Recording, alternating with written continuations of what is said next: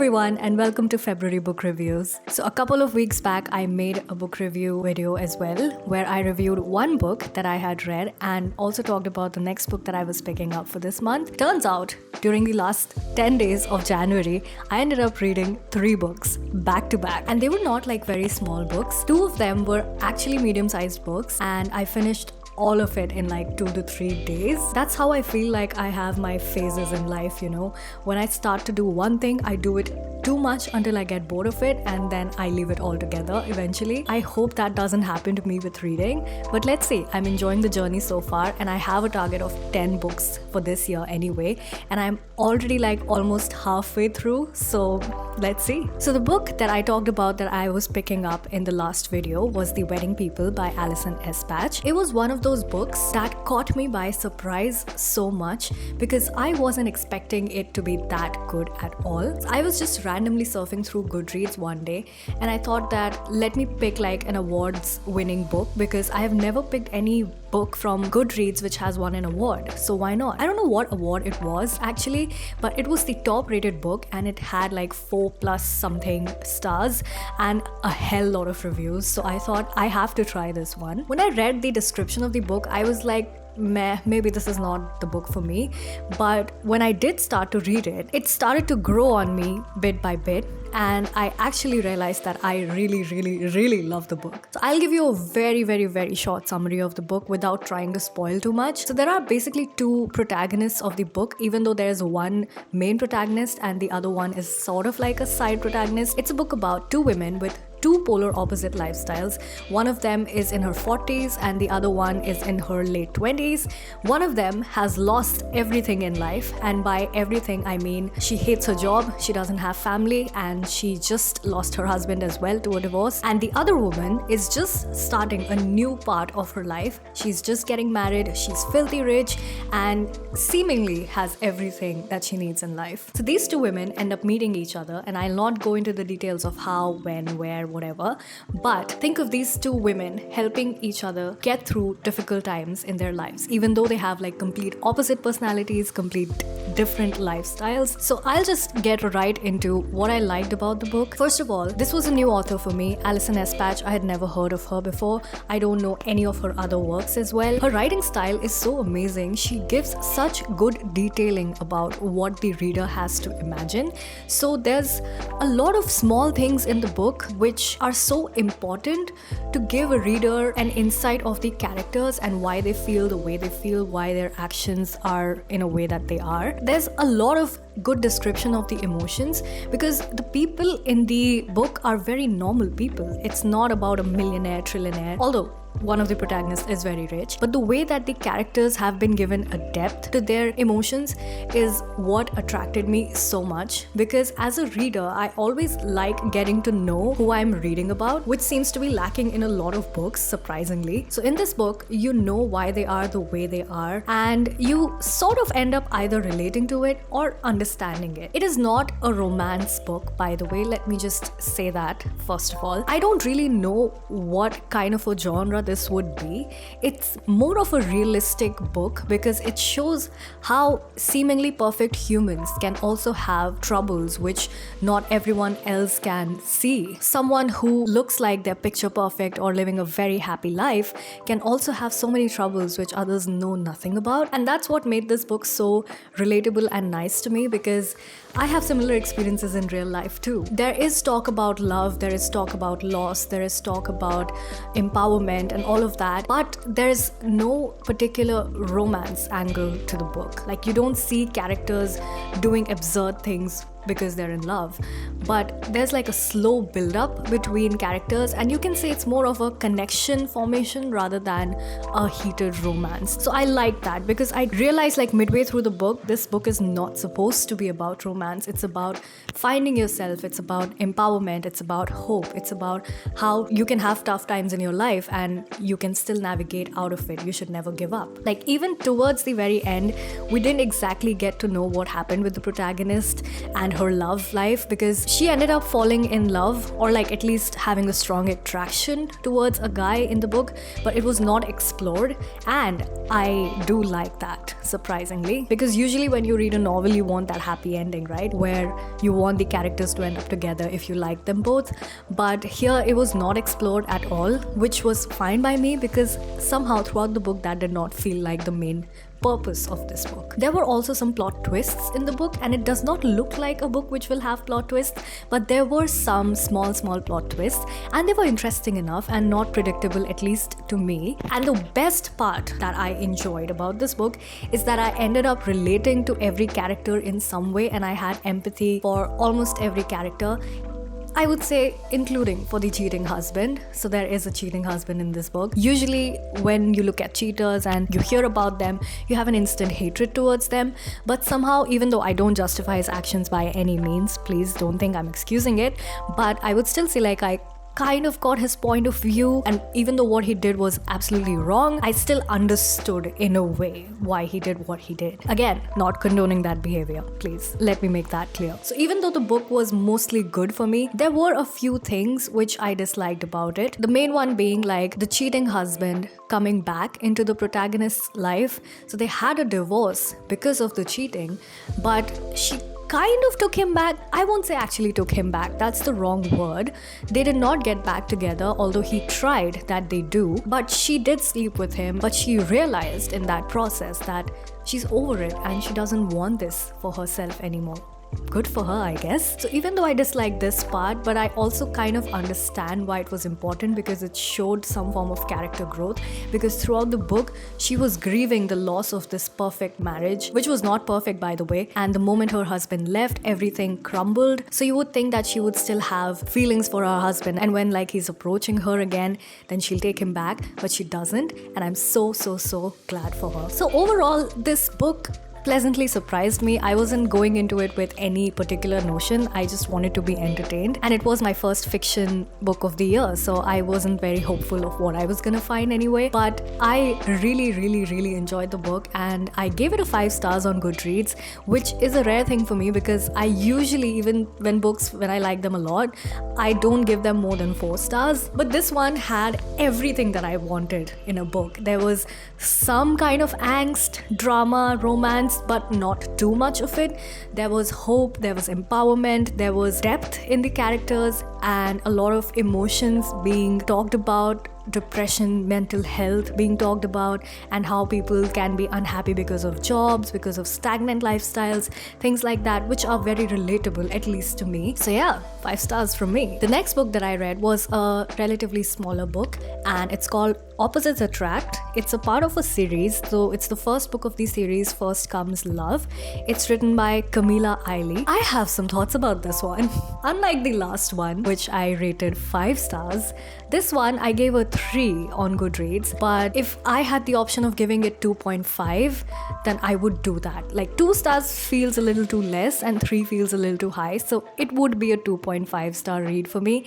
Let's get into it, why I think so. I'm not going to explain the story of this book because there's not much to the story anyway, but I just want to talk about the theme of the book. It's an enemies to lovers trope. It's a romance novel. We all love an enemies to lovers trope. I at least do. And I have read like enough of them to know that it can either be very well written or very badly written.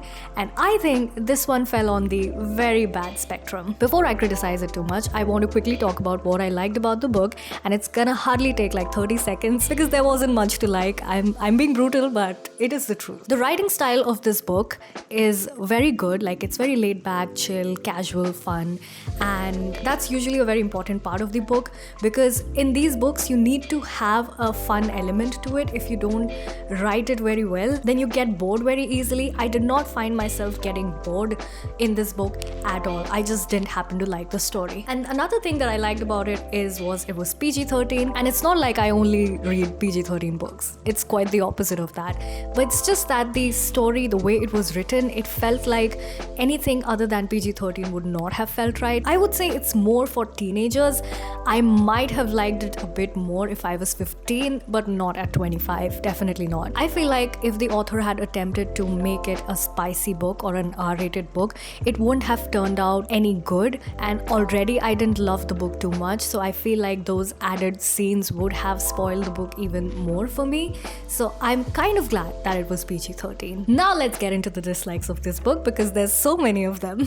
There wasn't much to the story, even though it had a lot of potential, because the plot was fine. It's just that the way it was written, it was very unexplored, I think. We could have talked about some aspects more. We could have spent some more time in character development, but instead we just had two very one-dimensional characters who we don't get to know much about, not even their backstory too much. There was an attempt to write a backstory for the characters, but I don't think it was written very well. So with the same plot, it could have been written much more better, but it didn't happen. So the most controversial thing that I'm gonna say here is that I didn't like the protagonist at all. So there are basically two protagonists here, one male, one female, and they obviously go from enemies to lovers, and I absolutely hated the female protagonist. A few attempts were made throughout the book for us to like that character, but somehow I didn't. I felt like she was too stuck up and too aggressive, and I don't know, very weird. I didn't understand her, I didn't relate to her, I didn't feel sorry for her, even though her backstory was supposed to be kind of sad, but I just didn't feel any of those things for her.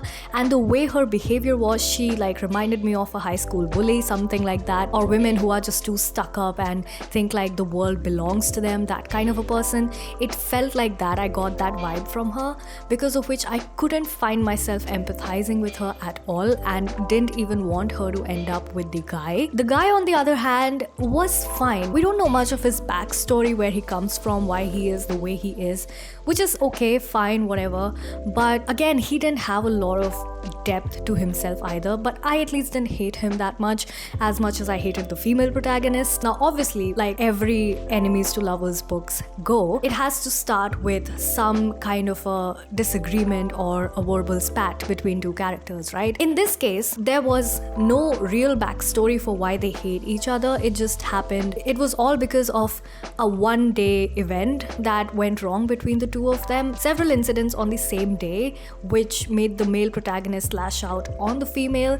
And actually, I'm just gonna give them names now. The guy's name is Lucas, I think, and the girl's name is Vivian. So Lucas lashed out on Vivian because of a series of incidents where she did things to him unknowingly which he didn't like. Following that, they ended up interacting with each other many more times, and that is where I felt like their encounters were very aggressive and rude for some reason.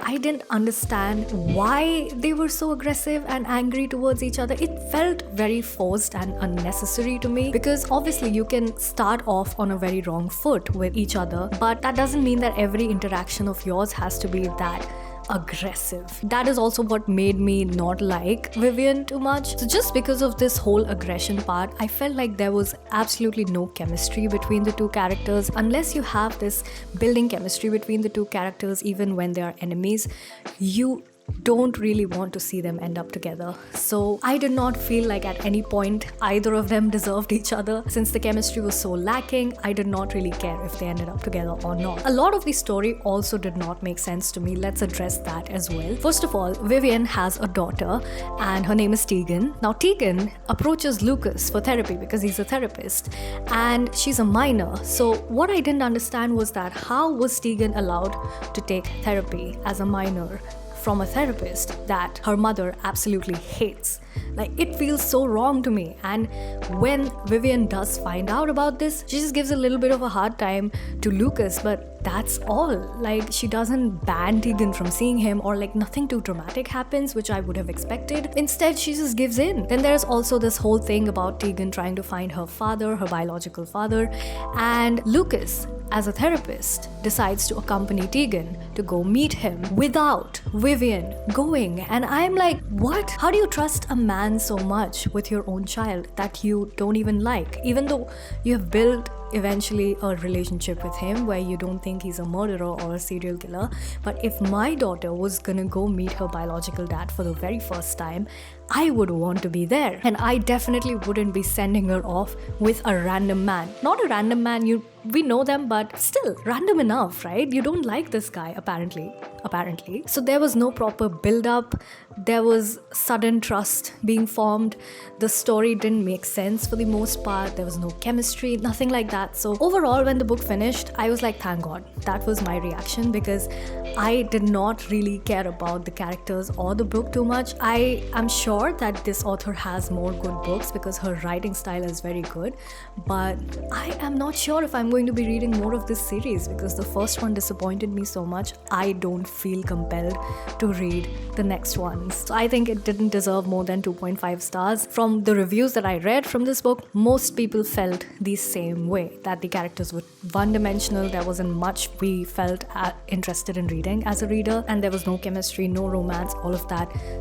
Fine, whatever. Moving on to the next book, Enemies with Benefits. So this book is also a part of a series, The Loveless Brothers. This is again the first part of the series, and the author is Roxy Noir, I don't know. This is another enemies to lovers trope book.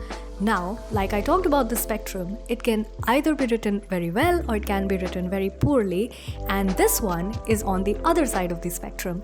I love this book too much. Like, this should be seen as an example of how to write these kinds of books. So let's quickly get into the likes of this book. Once again, amazing writing style. The author did justice to the characters, justice to the story. There was a lot of explanation for things. I loved it. It was again very fun, chill, casual. It felt nice to read. When the two characters are enemies in the beginning, you need to have a good enough reason, which was missing in the previous book. But in this one, we had a good enough backstory of why the protagonists hate each other. So the protagonists are Eli and Violet. They've hated each other since childhood because of competition during their school days, which makes sense because I feel like almost everyone has a similar story growing up. And they end up meeting after many years as adults, and obviously they still have some form of resentment for each other, but now that they're adults, their conversations felt more civil, which is what was lacking in the previous book, because I felt like they were too aggressive, and that is not how adults talk. But these two, whenever they talked, you could see more of jealousy and maybe some tense flirting rather than hatred towards each other, because these people had this self-awareness that now we are older, maybe we shouldn't be too hung up on our childhood animosity and instead try to get along together, since they also work in the same job now. Obviously, they still don't have a good enough reason to suddenly start liking each other. So it felt more of a sarcastic, intense flirting rather than hatred or anger towards each other. So this is the reason I liked it, because it didn't feel forced. There was no unnecessary drama being portrayed. Like, if I was in a situation like this in real life, I would probably be smiling throughout our entire exchange, because it would just be playful banter. So this automatically meant that the two characters had very good chemistry, which is what we love to see in these kinds of books. Otherwise, it doesn't make sense for them to go from enemies to lovers. Overall, there was a good build-up of the story of how these characters eventually end up falling in love. Liked that part. Unlike the previous book, this one was the opposite of PG-13. Too steamy, too many R-rated scenes, and we'll talk about those. Another thing that I liked about this book was how the emotions were portrayed. They were very well described. You did not think that these characters are one-dimensional. They had some depth to them, some backstory. You relate to them, you understand them, you also like them, and that's why you like to see them end up together as well. Now, talking about the dislikes of this book, because obviously almost every book has to have something that I don't like. I gave this 4 stars on Goodreads. It could have been a 5-star book, but there's 2 reasons why I took off 0.5 stars each. So one of them was the R-rated stuff which I was talking about. Now, I don't have problem with that at all. As an adult, obviously I enjoy reading that part. I felt like it was overdone. It needed to be toned down a bit. So the first 50% of the book is spent in them being enemies, and then the next 40% is just those scenes, and the last 10% is their actual falling in love part. So the 40% felt like a little too much for myself. So I can read the same thing once or maybe twice, but not 5 or 6 times. Because if I'm being honest, if you have to show that kind of stuff, you can only write the same thing like twice or thrice maybe, not more than that. Now, I don't have a problem with them exploring or doing whatever they want, but I do have a problem of reading the same thing over and over again, and every time when it comes up, I have to read like 5-6 pages of it. It came to a point where I started skimming through it. It started with me being so invested into it, and it ended with me being like, oh my god, I just want to get this over with. When you do the same thing every 5 pages and it's still very descriptive, you have to read through everything, it gets a little too much. So I feel it was very, very, very overdone. There should have been a point where the author should have realized, I think I'm describing it too much. People get it.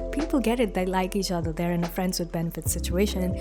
We get it. It threw me off a little bit because the starting was good, the ending was okay, we'll talk about that, but this whole part started to go from wow to ugh. So I took off 0.5 stars for this reason, because it is also related to the ending. So the rest 10% that is left is the ending, which I felt like was too rushed. It should have been explored more, because you go through this entire whirlwind of a book to suddenly having the book end. I mean, it's supposed to be enemies to lovers. Where is the lovers part? We suddenly had them confessing that they do love each other, but there wasn't much that the reader was given after that. So we don't just want to see the confession happening after going through all of this, and especially the steamy part, only to see nothing happening towards the end, just a confession and that's it. You want to see some more character growth. You want to see them both together and how they are. Give the reader the satisfaction of what actually happens when two people who hate each other eventually fall in love. But that part was not explored at all. The moment the confession happened, the book started skipping timelines. Like the next chapter is 6 months later, the next chapter is 1 year later, something like that. And I was like, I care about the details. I don't care about, oh, we confessed and we got married and then we had babies, that's all. No, that's not what I want to read. I want to see the initial stage of how their story progresses. And because of that, I think I took off another 0.5 stars, because I felt very unsatisfied towards the end. I felt like I went through so much only to get nothing in the end, really. Like, obviously I know they're gonna fall in love, it's an enemies to lovers trope, but how do they fall in love? Show us a little more nuanced version of that, but we didn't really get to see that part, which is disappointing to me. Another thing that I didn't really like was the side plots of the book. So there was this whole workplace thing that was happening, and I didn't really care about it at all. It just felt like filler episodes, which were not even that interesting. But it was still good enough, since I gave it 4 stars out of 5, that I want to read the next parts of this series. So it's the Loveless brothers, right? So the protagonist is Eli Loveless, and he has 4 more brothers. So I'm assuming that the rest of the books talk about their love story, which I would definitely like to read, because I was impressed with this book, and I also liked these brothers as well who were talked about in this book itself. So the author did a good job of including a little bit of their story as well, that I feel compelled to read their story in detail as well. I have picked up another book for February, which I just started reading last night. It's a short story, so it might be good for people who cannot read a lot of books. It might be a good starting point. Yeah, so the book that I've picked up is called The Answer Is No by Frederick Backman. I have read another one of his books. It's called Anxious People, and I really enjoyed that book too. So this one is supposed to be a short story. I don't know much about the plot of the book, and it's so short that I literally read for 5 or 10 minutes last night, and I completed 10% of the book. So I think whenever I sit next, I'll complete that book in one go. But I really enjoyed Anxious People, so I am hoping that I enjoy this one too. So yeah, more books to read this month that I'll be reviewing in March. If you like me doing book reviews, then please give this video a thumbs up, comment whatever you're reading or would like me to read, or if you've read any of the books that I read, how did you find it? I would love to know your thoughts as well. I love how excited books have made me again, because this was something missing from my life for many years. I'll be back in March reviewing more books for you. Thanks for tuning in. I'll see you next time. Bye bye.